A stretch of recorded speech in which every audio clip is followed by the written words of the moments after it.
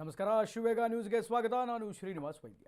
ಒಕ್ಕಲಿಗ ಸಮುದಾಯಕ್ಕೆ ಈಗ D K Shivakumar right ನಾವು ಗುರಿ ಇಟ್ಟಿದ್ದಾರೆ. ಮುಂಬರುವಂತಹ 2028ರ ಚುನಾವಣೆಯನ್ನು ತಲೆಯಲ್ಲಿಟ್ಟುಕೊಂಡು ಈಗ ಒಕ್ಕಲಿಗ ಸಮುದಾಯದನ್ನು ಟಾರ್ಗೆಟ್ ಮಾಡ್ತಾ ಇದ್ದಾರೆ ಡಿ ಕೆ ಶಿವಕುಮಾರ್ ಅನ್ನುವಂಥ ವಿಚಾರಗಳು ಕೇಳಿಬರ್ತಾ ಇದೆ. ಅಂದರೆ ಯಾವ ರೀತಿಯಾದಂತಹ ಟಾರ್ಗೆಟ್ ಅಂದರೆ ಒಕ್ಕಲಿಗರನ್ನು ವಿಶ್ವಾಸಕ್ಕೆ ತೆಗೆದುಕೊಳ್ತಾ ಇರುವಂತಹ ಸಿಎಂ. ಒಕ್ಕಲಿಗ ಸಮುದಾಯಕ್ಕೆ ಗುರಿ ಇಟ್ಟಿರುವಂತಹ ಸಿಎಂ ಡಿ ಕೆ ಶಿವಕುಮಾರ್ ಮುಂಬರುವಂತಹ ಚುನಾವಣೆ 28ರ ಚುನಾವಣೆ ಮೇಲೆ ಕಣ್ಣಿಟ್ಟಂತಹ ಡಿ ಕೆ ಶಿವಕುಮಾರ್ ಒಕ್ಕಲಿಗರನ್ನ ವಿಶ್ವಾಸಕ್ಕೆ ತೆಗೆದುಕೊಳ್ತಾ ಇದ್ದಾರೆ. ಡಿ ಕೆ ಶಿವಕುಮಾರ್ ಅನ್ನುವಂತಹ ವಿಚಾರಗಳು ಬೆಳಕಿಗೆ ಬರ್ತಾ ಇದೆ. ದಿಗ್ಗಜ ಒಕ್ಕಲಿಗರ ನಾಮ ಜಪ ಮಾಡ್ತಾ ಇರುವಂತಹ ಬಂಡೆ ಪರಿಷತ್ನಲ್ಲಿ ಡಿಕೆಯಿಂದ ಒಕ್ಕಲಿಗ ನಾಯಕರ ಗುಣಗಾನ ಅನ್ನುವಂಥದ್ದಾಗಿದೆ. ಒಕ್ಕಲಿಗ ನಾಯಕರ ಗುಣಗಾನ ಆಗಿದೆ. ದೇವೇಗೌಡರ ಛಲಕ್ಕೆ ಬಹುಪರಾಕ್ ಅಂತ ಡಿ ಕೆ ಶಿವಕುಮಾರ್ ಅವರು ಹೇಳ್ತಾ ಇದ್ದಾರೆ. ಗೌಡರ ಹೋರಾಟದ ಛಲವನ್ನು ನಾನು ಒಪ್ಪಿಕೊಳ್ಳುತ್ತೇನೆ ಅನ್ನುವಂತಹ ಸ್ಟೇಟ್ಮೆಂಟ್ ಅನ್ನು ನೀಡಿದ್ದಾರೆ. ಪದೇ ಪದೇ ಕುಮಾರಸ್ವಾಮಿ ಅವರ ಹೆಸರನ್ನು ಕೂಡ ಡಿ ಕೆ ಶಿವಕುಮಾರ್ ಅವರು ವ್ಯಕ್ತಪಡಿಸಿದ್ದಾರೆ. ನಾನು ಧರ್ಮರಾಯನ ಧರ್ಮತ್ವವನ್ನು ಇಟ್ಟುಕೊಂಡಿದ್ದೀನಿ ಅನ್ನುವಂತಹ ವಿಚಾರವನ್ನು ಡಿ ಕೆ ಶಿವಕುಮಾರ್ ಅವರು ಪರಿಷತ್ನಲ್ಲಿ ಹೇಳ್ತಾ ಇದ್ದಾರೆ. ಇದು ಎಲ್ಲೋ ಒಂದು ಕಡೆ ಒಕ್ಕಲಿಗ ಸಮುದಾಯವನ್ನ ವಿಶ್ವಾಸಕ್ಕೆ ತೆಗೆದುಕೊಳ್ಳುವಂತಹ ಅಥವಾ ಒಕ್ಕಲಿಗ ಸಮುದಾಯವನ್ನ ತನ್ನ ಹತ್ತಿರಕ್ಕೆ ಸೆಳೆದುಕೊಳ್ಳುವಂತಹ ಅಥವಾ ಆ ಸಮುದಾಯದಿಂದ ಶಬಾಷ್ಗಿರಿ ತೆಗೆದುಕೊಳ್ಳುವಂತಹ ಯಥಾಮತಿ ಪ್ರಯತ್ನ ಅಂತ ಅನಿಸ್ತಾ ಇದೆ. ಬಿಡದಿ ಟೌನ್ಶಿಪ್ನ ವಿಚಾರದಲ್ಲಿ ಏನು ವಾಕ್ಸಮರ, ಏನು ವಾಗ್ಯುದ್ಧ, ಬಾಬಾ ಬಾಬಾ ಅದ್ಭುತ. ಕುಮಾರಸ್ವಾಮಿ ಅವರು ಏನಾದರೂ ಸ್ಟೇಟ್ಮೆಂಟ್ ಕೊಡೋ ಪುರುಸೊತ್ತಿಲ್ಲ. ಈ ಕಡೆಯಿಂದ ಡಿ ಕೆ ಶಿವಕುಮಾರ್ ಅವರು ಟಕ್ಕರನ್ನು ಕೊಡ್ತಾ ಇದ್ದಾರೆ.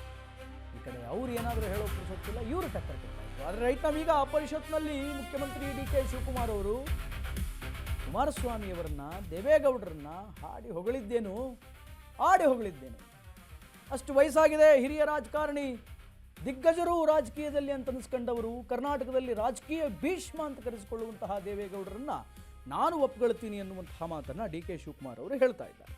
ಅವರ ಛಲಕ್ಕೆ, ಅವರ ಹಠಕ್ಕೆ, ಅವರ ಹೋರಾಟದ ಶೈಲಿಗೆ ಡಿ ಕೆ ಶಿವಕುಮಾರ್ ಬಹುಪರಾಕನ್ನು ಹಾಕ್ತಾ ಇದ್ದಾರೆ. ಸರಿ ಆಯಿತು, ದೊಡ್ಡಗೌಡರು ಸೀನಿಯರ್ ಪೊಲಿಟಿಷಿಯನ್ ಮತ್ತು ಆ ಸಮಾಜದ ಒಕ್ಕಲಿಗ ಸಮಾಜದ ಹಿರಿಯ ಜೀವ, ಅವರ ಬಗ್ಗೆ ಏನಾದರೂ ಶ್ಲಾಘನೀಯ ಮಾತುಗಳನ್ನು ಆಡಿದರೆ ಇಟ್ಸ್ ಅಕ್ಸೆಪ್ಟಬಲ್. ಆದರೆ ಪೊಲಿಟಿಕಲಿ ನಿರಂತರವಾಗಿ ಅಪೋಸ್ ಮಾಡಿಕೊಂಡು ಬಂದಂತಹ ಕುಮಾರಸ್ವಾಮಿಯವರ ಹೆಸರನ್ನು ಕೂಡ ಡಿ ಕೆ ಶಿವಕುಮಾರ್ ಅವರು ಪದೇ ಪದೇ ಹೇಳಿದ್ದು ಗಮನಾರ್ಹವಾಗಿದೆ. ನಾನು ಧರ್ಮರಾಯನ ಧರ್ಮತ್ವವನ್ನು ಇಟ್ಕೊಂಡಿದ್ದೀನಿ ಅಂತ ಡಿ ಕೆ ಶಿವಕುಮಾರ್ ಅವರು ಹೇಳಿದ್ದಾರೆ. ಓಕೆ, ಪರಿಷತ್ನಲ್ಲಿ ಡಿ ಕೆ ಶಿವಕುಮಾರ್ ಏನು ಹೇಳಿದ್ದಾರೆ ಅನ್ನುವಂಥದ್ದನ್ನು ಕೇಳ್ಕೊಂಬರೋಣ. Byte please. ಇದಾರಲ್ಲ ದೇವೇಗೌಡರು ಆದರೂ ಇವತ್ತು ಹೋರಾಟ ಹೆಂಗ್ ಮಾಡ್ತಾ ಇದ್ದಾರಂತ ಛಲ ಇರಬೇಕು. ನಾನು ಅಗ್ರೀಸ್ ದೇವೇಗೌಡರು ಛಲ. ನಾನು ಅಸೆಂಬ್ಲಿಲಿ ಹೇಳಿದ್ದೆ, ಯಶಸ್ಸು ಕಾಣ್ಬೇಕಾದ್ರೆ ಅಧ್ಯಕ್ಷರೇ ಧರ್ಮರಾಯನ ಧರ್ಮತ್ವ ಇರಬೇಕು, ದಾನಶೂರ ಕರ್ಣನ ದಾನತ್ವ ಇರಬೇಕು, ಅರ್ಜುನನ ಗುರಿ ಇರಬೇಕು, ಭೀಮನ ಬಲ ಇರಬೇಕು, ವಿದುರನ ನೀತಿ ಇರಬೇಕು, ಕೃಷ್ಣನ ತಂತ್ರ ಕೂಡ ಇರಬೇಕು. ಆಗ ಮಾತ್ರ ಯಶಸ್ಸು ಕಾಣಲಿಕ್ಕೆ ಸಾಧ್ಯ. ಇವೆಲ್ಲ ಕೂಡ ನಾವು ರಾಜಕಾರಣದಲ್ಲಿ ಎಲ್ಲ ಅಳಿಸ್ಕೊಡ್ಲಿಕ್ಕೆ ಯಾಕೆ ಆಗ್ತಾ ಇರ ಇದನ್ನ ಅಳವಡಿಸ್ಕೊಡಿ ಅಂತ ಹೇಳ್ತಾ ಇದ್ದೀನಿ ಅಷ್ಟೇ ನಿಮ್ಗೆಲ್ಲರಿಗೂ ಕೂಡ.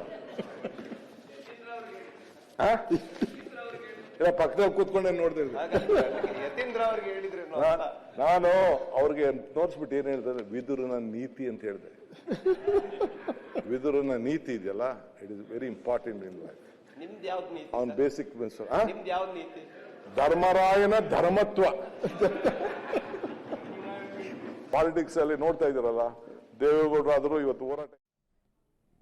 ಎಸ್, ಇದು ಡಿ ಕೆ ಶಿವಕುಮಾರ್ ಅವರ ಮಾತು. ಧರ್ಮರಾಯನ ಧರ್ಮತ್ವವನ್ನು ನಾನು ಉಳಿಸ್ಕೊಂಡಿದ್ದೀನಿ ಅನ್ನುವಂತಹ ಮಾತನ್ನು ಹೇಳ್ತಾ ಇದ್ದಾರೆ. ಅಂದರೆ ಡಿ ಕೆ ಶಿವಕುಮಾರ್ ಅವರು ಒಕ್ಕಲಿಗರನ್ನು ವಿಶ್ವಾಸಕ್ಕೆ ತೆಗೆದುಕೊಳ್ಳುವಂತಹ ಪ್ರಯತ್ನ ಮಾಡ್ತಾ ಇದ್ದಾರೆ. ಬಿಡದಿ ಟೌನ್ಶಿಪ್ನಿಂದ ಪರಸ್ಪರ ಕುಮಾರಸ್ವಾಮಿ ಅವರಿಗೆ, ಶಿವಕುಮಾರ್ ಅವರಿಗೆ, ಡಿ ಕೆ ಶಿವಕುಮಾರ್ ಅವರು ನಿರಂತರವಾದ ವಾಗ್ವಾದಗಳು ನಡೀತಾನೆ ಇತ್ತು. ಒಕ್ಕಲಿಗರ ಸಮುದಾಯದ ಮತಗಳು ಡಿ ಕೆ ಶಿವಕುಮಾರ್ ಅವರ ಹಿಂದೆ ಎಷ್ಟಿದೆ ಅನ್ನುವಂಥದ್ದು ಗೊತ್ತೋ, ಅಥವಾ ಅವರ ಹಿಂದೆ ಅದೆಷ್ಟು ಮತಗಳಿದೆ ಅನ್ನುವಂಥ ಲೆಕ್ಕಾಚಾರ ಬೇರೆ ಒಂದು ಕಡೆಗೆ. ಆದರೆ ಬಹುಸಂಖ್ಯೆಯ ಮತಗಳು ದೇವೇಗೌಡರ ಹಿಂದೆ ಮತ್ತು ಕುಮಾರಸ್ವಾಮಿ ಅವರ ಹಿಂದೆ ಇರುವಂಥದ್ದು ಸತ್ಯದ ಸಂಗತಿ. ಸೊ ಆ ವೋಟ್ಗಳನ್ನು ಗ್ರ್ಯಾಬ್ ಮಾಡ್ಕೊಳ್ಳೋದಕ್ಕೆ ಈಗ ಡಿ ಕೆ ಶಿವಕುಮಾರ್ ಅವರು ಇಳಿದಿದ್ದಾರಾ?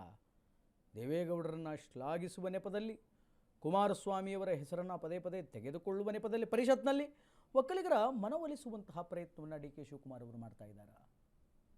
ಕರ್ಣನ ದಾನವೀರ ಶೂರ ಕರ್ಣನ ಒಂದು ದಾನದ ಗುಣ ಇರಬೇಕು, ಧರ್ಮರಾಯನ ಧರ್ಮನಿಷ್ಠೆ ಇರಬೇಕು, ಅದು ನನಗಿದೆ ಅನ್ನುವಂತಹ ಮಾತನ್ನು ಹೇಳ್ಕೊಂಡಿದ್ದಾರೆ.